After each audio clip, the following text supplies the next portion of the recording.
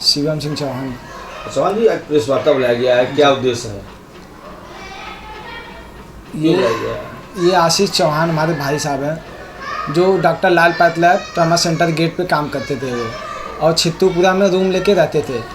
28 तारीख को रात से उनका फ़ोन ऑफ है। जब घर वाले फ़ोन लगाए तो फ़ोन उनका बंद बता रहा था। सुबह जब मैं पहुंचा रूम पे, दरवाज़ा बाहर से लॉक था, और खोलने पे उनके बिस्तर पे और उनके तकिए पे और उनके कपड़े पे खून लगा हुआ था बहुत ज़्यादा।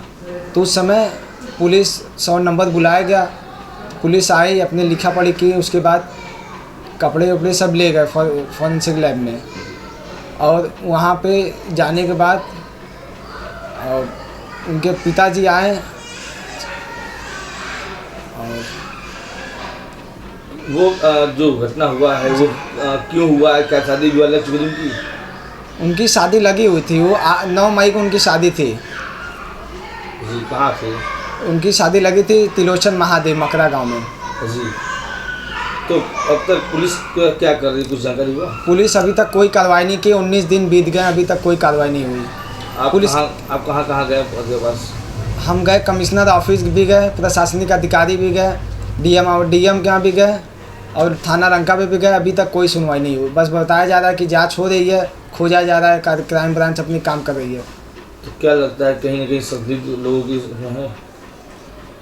अब इसके पीछे तो बहुत लोग हैं शक के दायरे में। इनकी जो पहले शादी लगी हुई थी, उनके भाई साथ में रहते थे इनके, और कुछ हाथापाई भी हुई थी किसी बात को लेके, और वो लोग धमकी भी दिए थे कि देखते हैं कैसे शादी करते हैं कहीं और, क्योंकि उनसे वो शादी टूट चुकी थी उनकी, तब भी वो लोग जल्दी रहते थे वहाँ पे। मेरा नाम अखिलेश सिंह चौहान है और राष्ट्रीय अध्यक्ष सम्राट पृथ्वीराज चौहान फाउंडेशन। जी, ये लोग आए मुलाकात किए हैं, क्या बात है?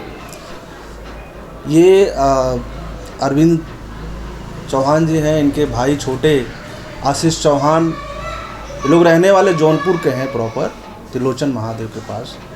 और 28 मार्च को आशीष चौहान जहाँ काम करते थे लाल पैथ में, वो आशीष चौहान 28 तारीख को रात से ही गायब हो गए अपने रूम से। और 29 तारीख को जब परिवारजनों को खबर लगा कि बात नहीं हो पा रही है, मोबाइल स्विच ऑफ है, तो पूरा परिवार उनके रूम पर गया, पता किया तो रूम के ताले टूटे हुए थे। और जब अंदर उन्होंने जाकर देखा तो बिस्तर पे और कपड़ों पे खून के निशान मिले थे। और परिवार का पूरा आशंका है कि न कहीं मेरे भाई के साथ कोई ऐसा कृत्य किया गया है, इससे हो सकता है कि हत्या भी की जा सकती है। वजह क्या है?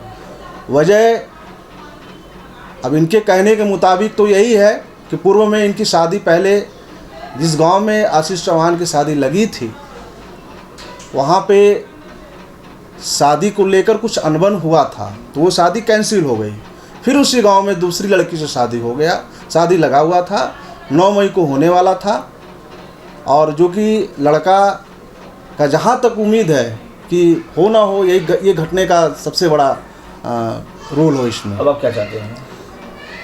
मैं तो पुलिस कमिश्नर जी से और यहाँ के शासन से मैं यही मांग करता हूँ कि ये पीड़ित परिवार पिछले 19 दिनों से बनारस में दर दर भटक रहा है अधिकारियों के पास, और तमाम जगह जगह जाकर अपनी गुहार का न्याय की मांग कर रहा है, लेकिन इसमें पुलिस कोई कार्रवाई नहीं कर रही है, कोई साक्ष्य नहीं मिल रहा है।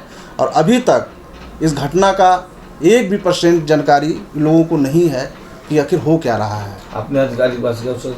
हाँ, उन्होंने डीआईजी तक को भी दिया लेटर, और इन्होंने कमिश्नर को लेटर दिया, और यहाँ तक कि इन्होंने लखनऊ में जाके डीजीपी को भी इन्होंने देने का काम किया था लेटर। लेकिन वो लेटर सिर्फ कागज़, ज़मीन पे नहीं, बस कागज़ पे ही रह गया, और जिससे ये परिवार पूरी तरह पीड़ित हो चुका है।